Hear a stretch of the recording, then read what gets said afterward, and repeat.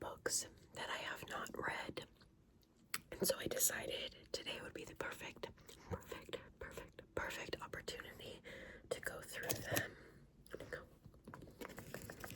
Go through all of them and decide which books I don't think I'm ever going to read and I should give away or sell.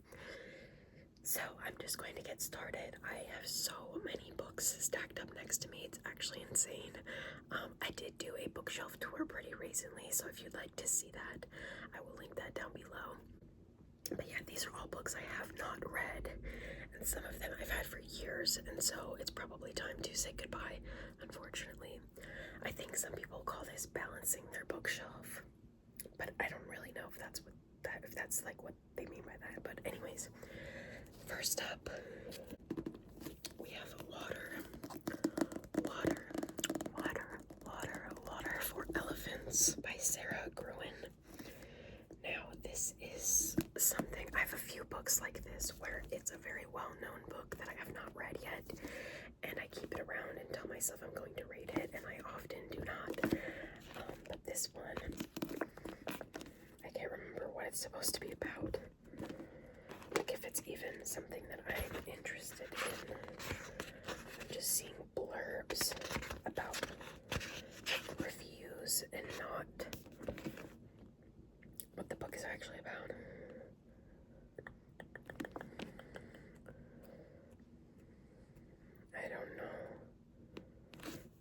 I don't know, like there's no synopsis on this copy, but I think I will keep it for now and at least try to read it, because I don't think I've tried to read it. If I had and I didn't like it, maybe I'd get rid of it.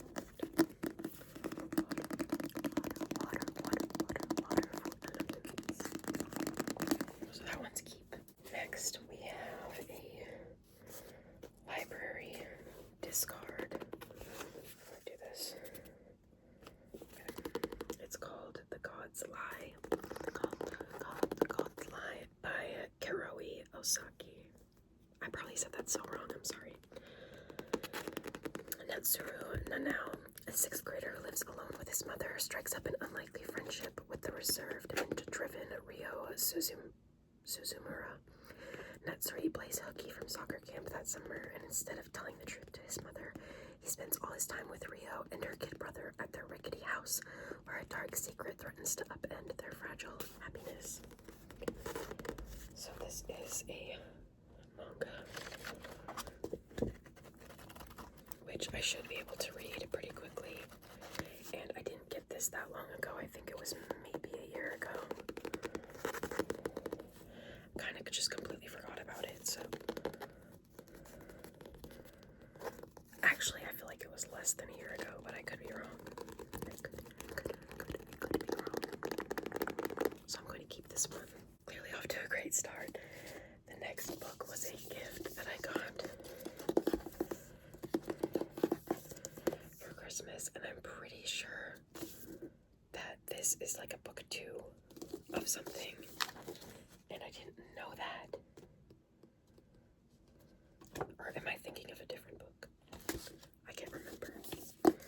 But there was something that I got for Christmas that was a book 2, and I had it on my list, and I didn't realize it was a book 2.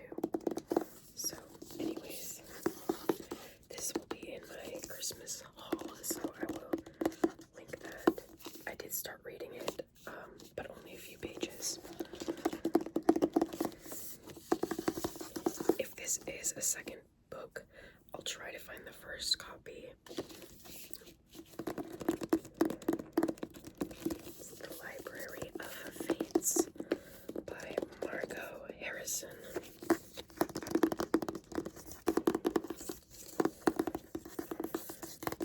I did have them all organized by genre, at least loosely, but I got them all mixed up when I was moving them around, so. Next, we have The Aftermath of Feminism, Gender, Culture, and Social Change by Angela McRobbie. Now, the trouble with books like these is if they are outdated, some of the information is not really that relevant anymore. I'm not sure how old this book is. It looks like it was first published in 2009, and I'm gonna be honest, I have a sociology degree. I really like sociology, psychology, stuff like that, but I really like when it has a narrative progression to it, and there's real people involved, and it's not just like a science dump. And I feel like sometimes books like this get into that territory, so I'm kind of wondering if that is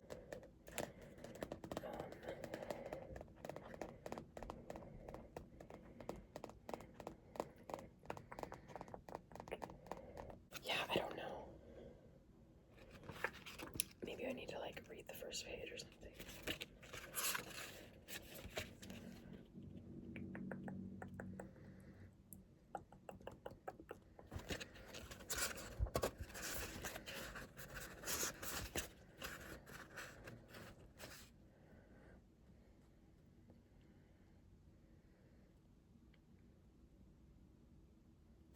I'm not gonna lie, there's a lot of long words just on the first page, and that is not how I read. I have ADHD, and I don't think I'm gonna enjoy this.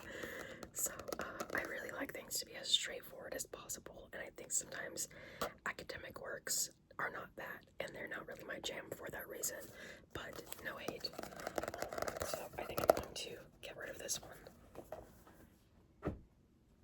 Next, we have The World's Worst Prisons, Inside Stories from the Most Dangerous Jails on Earth by Karen Farrington. In some of the world's harshest prisons, from Alcatraz to Baltimore, an unending battle rages between convicts and warders. Inside the prison walls, gangs rule, guards devise sadistic punishments, and newcomers suffer abuse at the hands of experienced tormentors. From overcrowding in Nairobi to drug smuggling in Sao Paulo to the harsh labor camps of North Korea, The World's Worst Prisons reveals what life behind bars is really like. This I am going to keep. I really need to read it though. I've had it forever. And this is a subject that really interests me.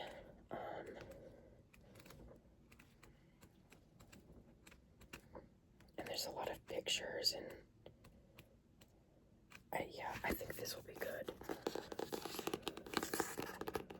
I just need to read it. Okay. Next, we have an advanced reading copy. So this is an ARC that I won. It's called Why Do I Keep Doing This by Katie Morton. And it says, unlearn the habits keeping you stuck and unhappy. Now, I'm not gonna lie, I want to be a self-help book type person, but I struggle a lot with that. I will say, I do appreciate when the person actually has a background in something that makes sense. So, for example, she's a mental health advocate and educator, master's in clinical psychology, licensed marriage and family therapist.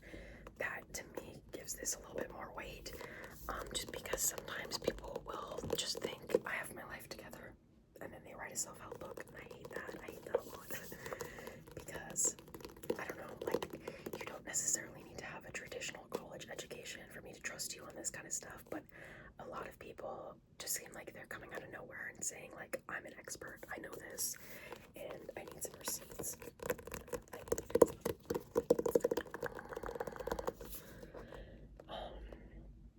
I think for now I will keep this. I don't think I got it that long ago, honestly, but the book, it looks like, came out in December, so it's at least been a little while. Next, we have The Sociology of Journalism by Brian McNair.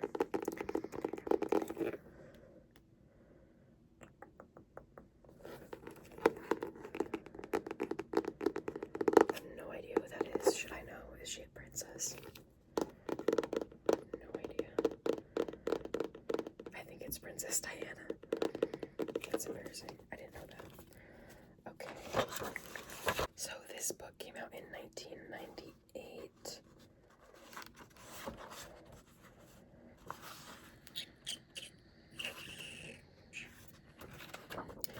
This is something I would like to try to read, but in reality,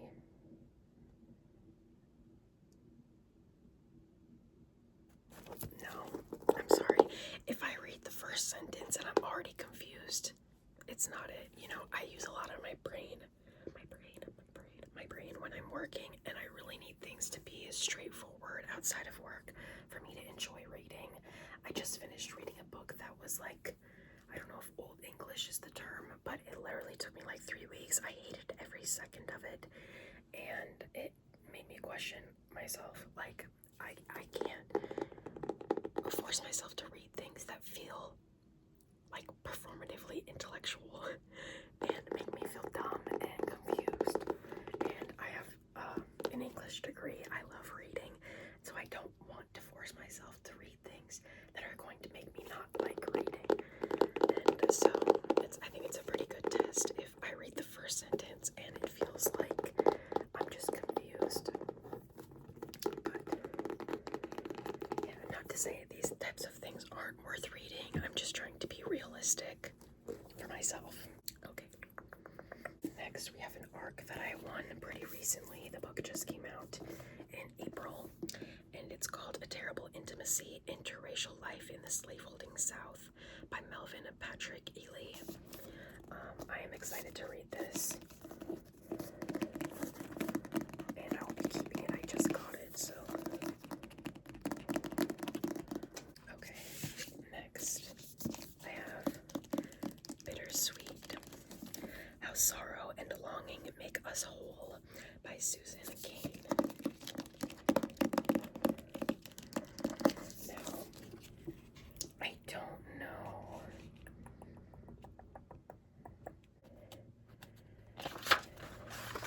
Let's do the same test.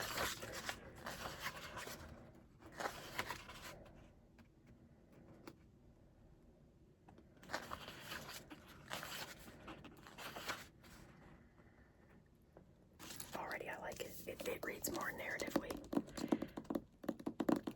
So I'm gonna keep this one for now. I'd like to give a lot of books a try at least before getting rid of them, but if, like I said, if I've had them for years, it's probably time to go. This book I started reading and I stopped reading it. I didn't really like it. I got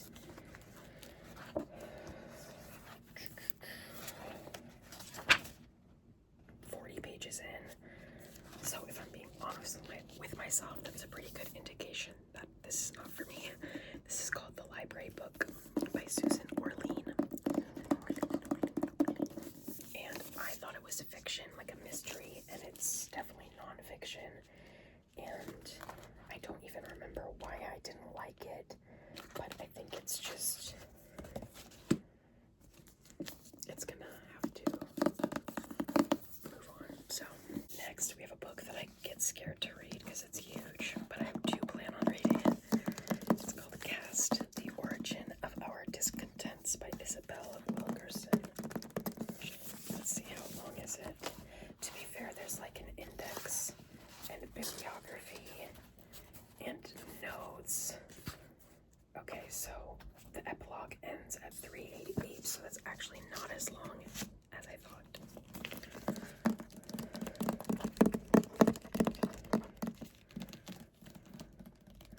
I honestly prefer tapping like this on books, just not so aggressive. Then we have The Agitators, 3 friends who fought for abolition and women's rights. See, this is the type of book that I like more so when I'm getting into history, psychology, whatever, because it's about 3 specific people. This is by Dorothy Wickenden. I don't know how to say that. My apologies. I used to love when books had this kind of spine, where the pages are all like ridged. But now I kind of hate it. Sorry.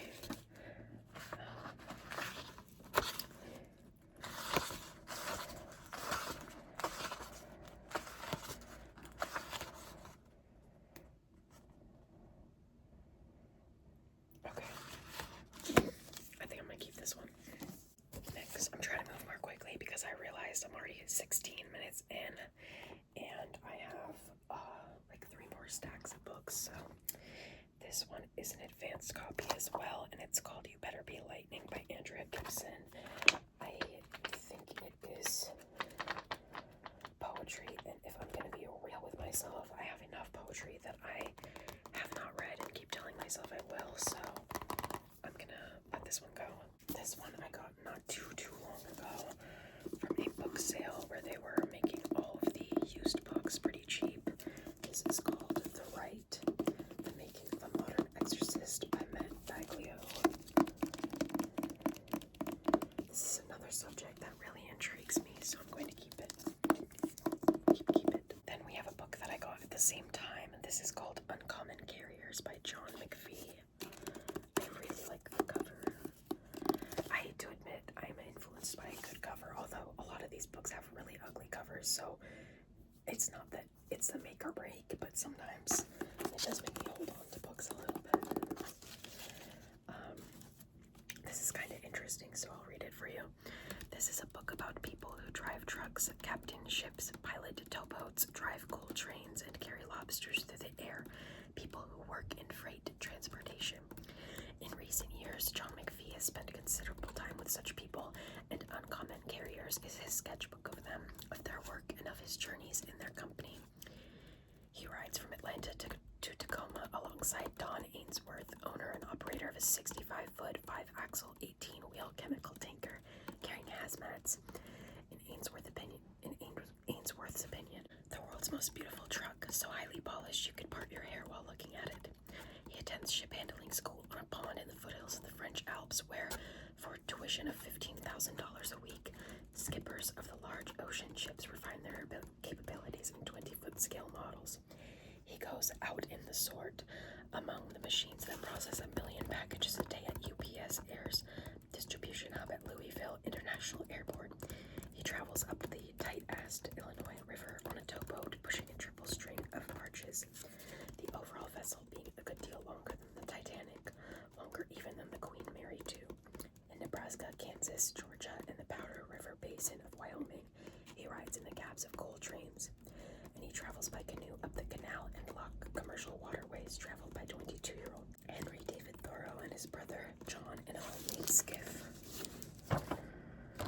164 years earlier, the journey described in Thoreau's first book, A Week on the Concord and Merrimack Rivers, only in scale to the locks of the Middlesex and Union Canals of 19th century New England, much differ from the locks of Midwestern rivers today. Uncommon Carriers is classic work by John McPhee, in prose distinguished, as always, by its author's rich humor, keen insight, and rich sense of human character. I meant warm humor. I was like, did he really say rich twice? No, he said warm humor and rich sense of human character.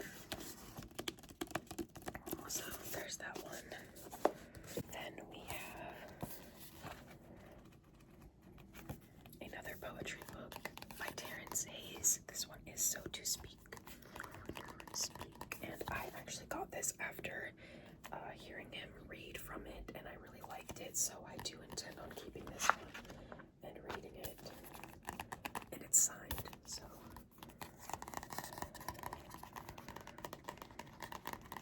Next we have Gender, a Reader for Writers by Megan L. Titus and Wendy L. Walker.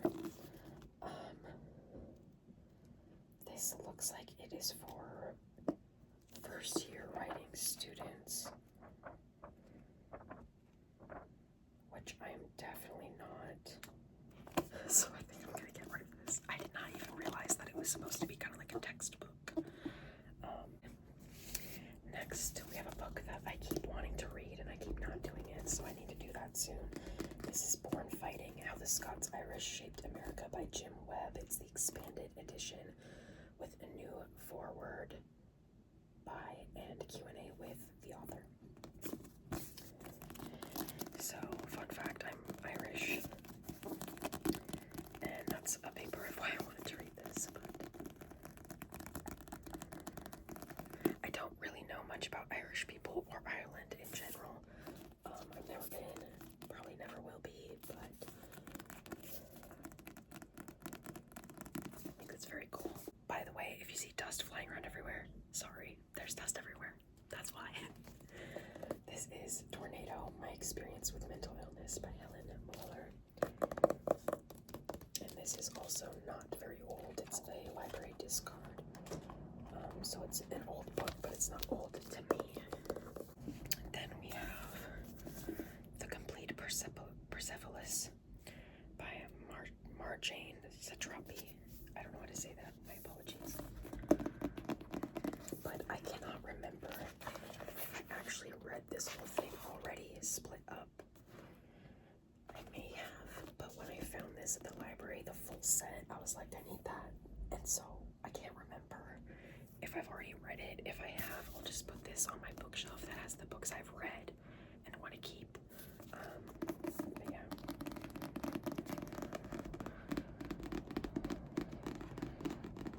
I guess it's a movie. I'm not really a movie person, so I didn't know that.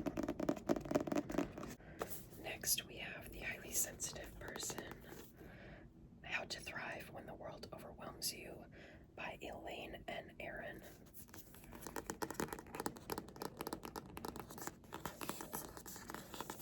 And this is like a self-help book with like exercises and stuff.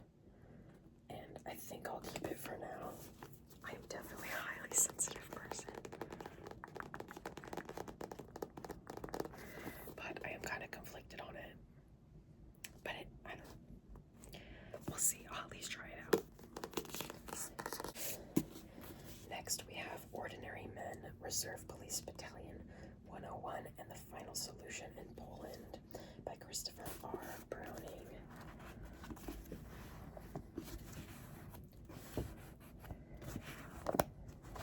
So this is obviously about World War II.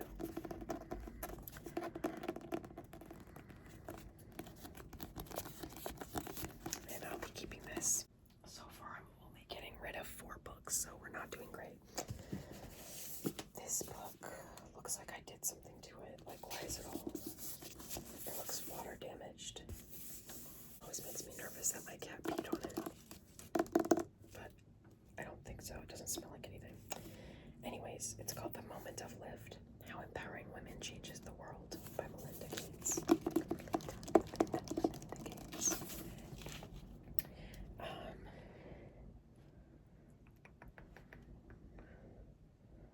So this one definitely gives like TED Talk energy. But at the same time, she's gonna have her personal perspective. Let's see. Let's see what it's giving.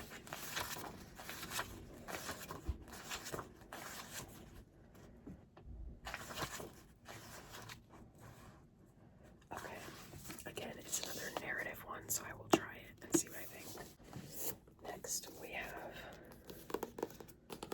Marching Toward Coverage, How Women Can Lead the Fight for Universal Health Care by Rosemarie Day, CEO of Day Health Strategies.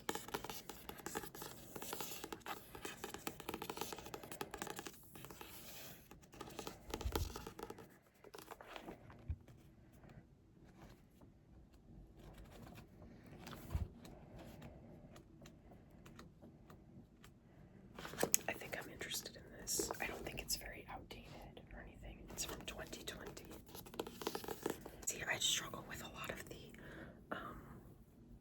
political writings because so many things change year by year, and so things become irrelevant very quickly, or just information is found out to not be true, you know? So that's what I kind of struggle with and why I kind of care about when a book like that came out, right? So next we have We Demand, The Suffrage Road Trip, a novel by Anne B. Gass. So I like this. This sounds fun. I don't know if I started reading it or if... Oh, it's a bookmark from the author. I don't think I've started reading this. So yeah, I completely forgot that this is a novel, though I definitely had it with my nonfiction. Next, we have Handbook for a Post-Roe America by Robin Marty. guess it's just about reproductive rights law and healthcare. And it really does look like a guidebook. There's a huge section of resource guides. So I think this is probably something that would be valuable to at least review and then maybe pass on to somewhere that it can be a resource to others. I don't know. Then we have White Fragility, Why It's So Hard for White People to Talk About Racism by Robin D'Angelo, foreword by Michael Eric Dyson.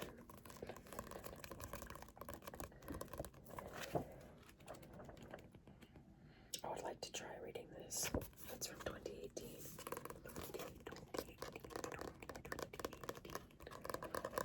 Then we have Angela Davis, Women, Race, and Class.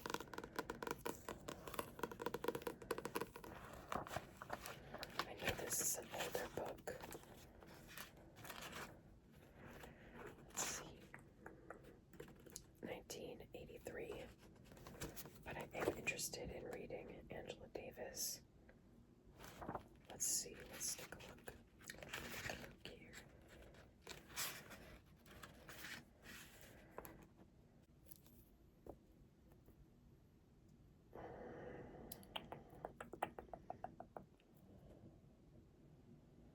I can't decide if I like the cadence of it, so I'll have to try it out.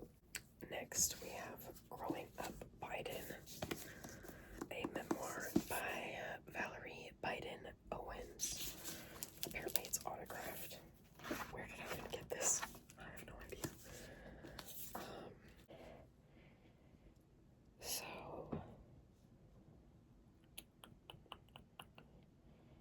honestly, I don't know if I want to read this, to be completely real with you.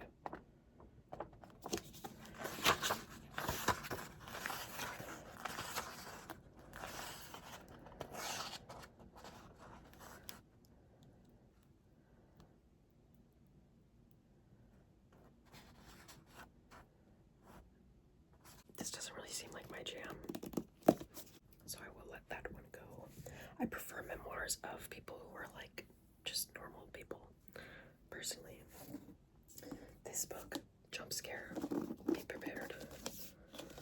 It's called The Supernatural by Douglas Hill and Pat Williams, and I think it's like a history of the supernatural, so I'm gonna try reading this. We shall see how that goes. And if I have nightmares.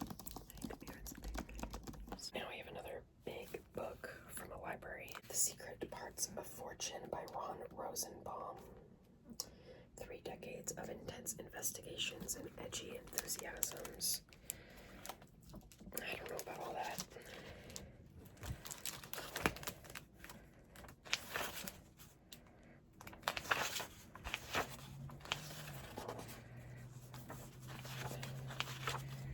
How freaking long is the introduction? Oh my god. Okay.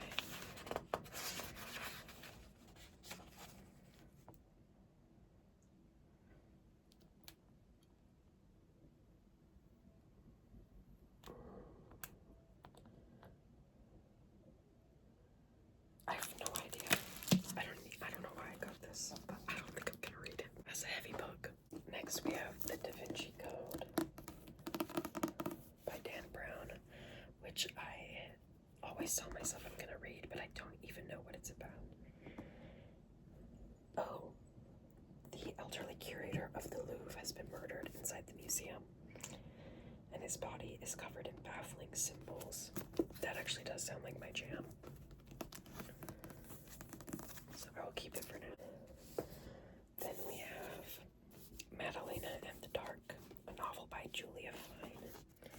And this is an advanced copy as well. I feel like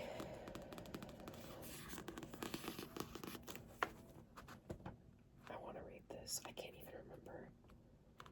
But I like that it's alternating perspectives between these two different girls.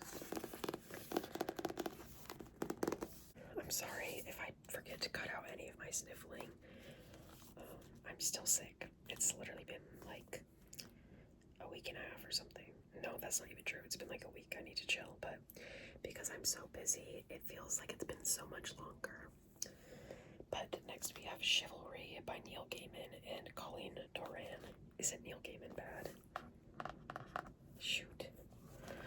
I can't remember what he did, but this is like a comic. But more like, I don't know what you would call this. I don't know. Let me Google what he did, and then if it's terrible, like I feel like it is, I'll get rid of this. The cover looks crazy though. This lighting's not doing it justice whatsoever. Hang on, we'll set this one here. Then we have Family Lore by Elizabeth Acevedo.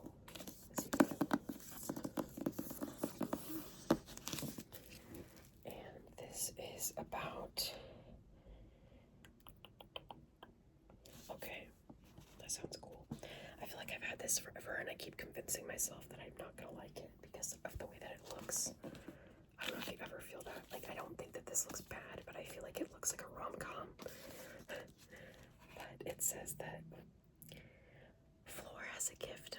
She can predict to the day when someone will die. Already hooked, already there, already locked in. So I'll keep that one. Next we have The Consumer by M. Jira. This is repulsive writing. That's one of the reviews says. That's not all that it says, but that's the first thing I look at. Oh, it's a storybook. I think it's supposed to be gross, because now that I'm looking at it, it does look gross. I guess I'll try reading it, I don't know. We have Chosen Ones by Veronica Roth. This is an advanced reading copy.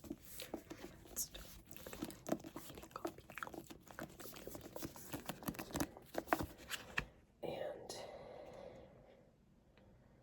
this one I think is like fantasy or something. I'm really trying to get into fantasy, or at least try it out. So I think I will try this. But yeah, then we have The 14th of September by Rita Dragonette.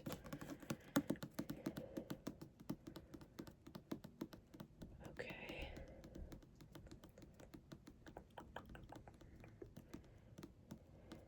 It's about the Vietnam War and the anti-war movement. So I think I'll give it a try. Then we have This Tender Land by William Kent Kruger. Another big book. Did I start reading it? No, it's just bent. It's just bent. Oh, yeah, okay. Yeah, I want to read this. It's about in Native American, like, training school. What do you call them? Oh my gosh, I can't remember the name.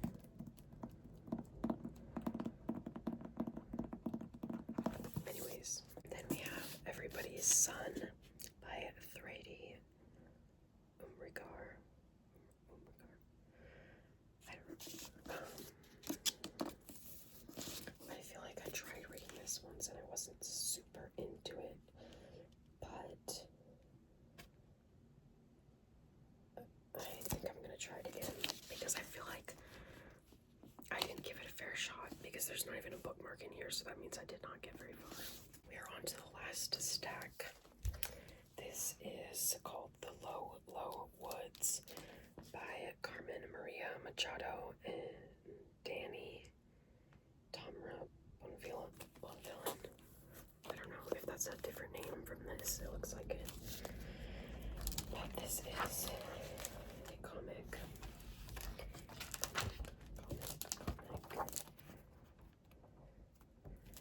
I should just read the comics that I have and get them out of the way because they're obviously very quick to read. Next we have The Weight of This World by David Joy.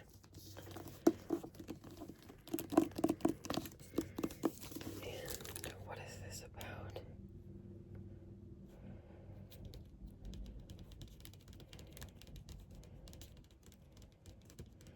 about drugs and being a war veteran and stuff, so I don't know, we'll see. My dad might like it. I just dropped a book on my cat. She got mad, naturally.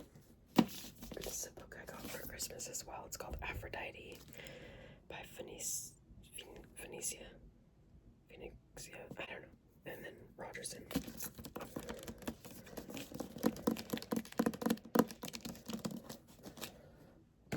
Then we have posthumous memoirs of Procubus. I'm sorry, I don't know how to say that.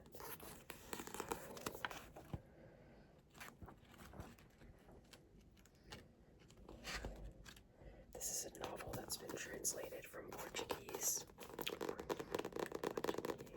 I guess I will keep it. Then we have Brave New World. Brave New World. By Aldous Huxley. This is another one of those books that I feel like I have to try reading. But actually, I'm pretty sure this is the book that is a sequel, and I didn't know. So now I remember I won this in a giveaway. This is not a gift, so I'm just gonna get rid of it.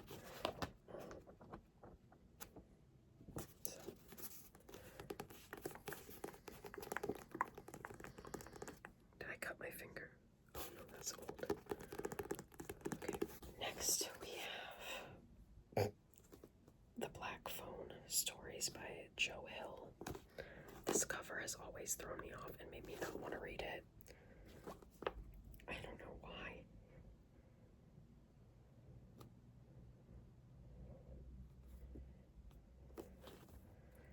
I think I should try it, but I'm not very big on story collections, so I don't know.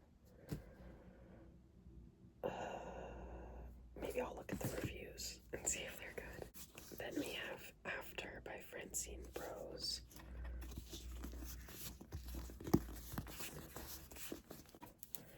I don't remember what this is about, so I'm gonna have to look it up. Also, it looks pretty long, but it's actually larger text.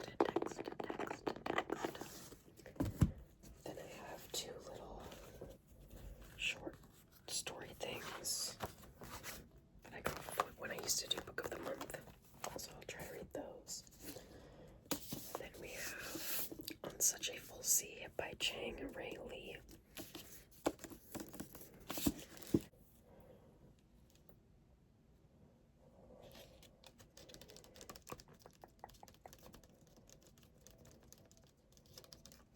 Okay, so it's about like the future of America. Interesting. Completely forgot about that. Then we have Robinson's Dream by Mark Lages.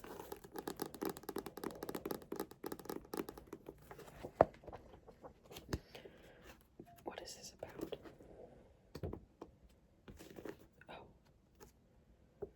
Oh, their son commits a crime. Gotcha. I'm interested. Then we have Man of the Hour by Pete Bonaire. Why do I feel like I tried reading this and I didn't like it?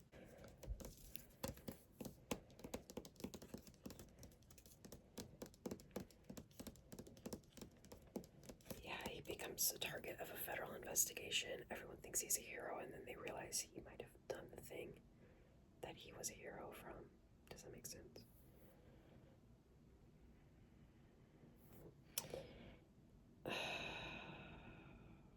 Yeah, it kind of sounds like it's gonna be a romance. I don't know how to explain it, but I feel like I know. So I'll probably check and see, because I do not read romance. That's like the one thing I don't like to read, ever. Lastly, we have The Hacienda by Isabel Canas. And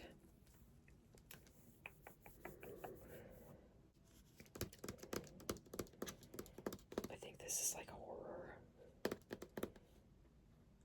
So I'll try it out. I really love horror, but you probably wouldn't be able to tell, but that's because I've read everything I have that's horror. So anyways, that is all for this video. Can you believe I'm only getting rid of 7 books? 7. I should have known better, but hopefully you enjoyed this video. Hopefully it was relaxing and or entertaining. Maybe it gave you some ideas for books that you would like to read. Please let me know if you enjoyed and you'd like to see similar videos in the future. I used to do a monthly recap of what I've read and what I felt about it and stuff like that. So if that's something that you would like to watch, let me know and maybe I'll start doing those again soon. Thanks for watching. I'll see you again soon.